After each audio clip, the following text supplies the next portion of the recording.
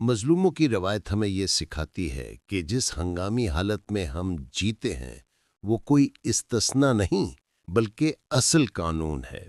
میں وضاحت دیتا ہوں کہ قانون انصاف نہیں بلکہ یہ طاقتور کا ہتھیار ہے۔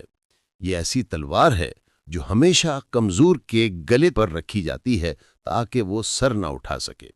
مظلوم کو قانون کے نام پر زنجیروں میں جکڑا جاتا ہے تاکہ وہ آزادی کا خواب بھی نہ دیکھ سکے۔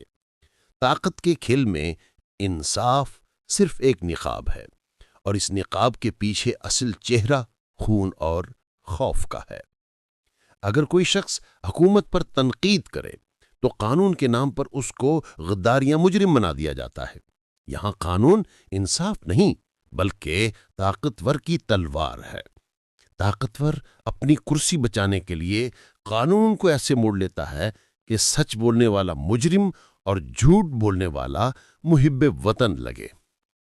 یاد رکھو، طاقتور اپنی بربریت کو انصاف کے نام سے چھپاتا ہے اور کمزور اپنی غلامی کو تقدیر سمجھ کر جیتا ہے۔ یہ کھیل صدیوں سے جاری ہے اور آج بھی جاری ہے۔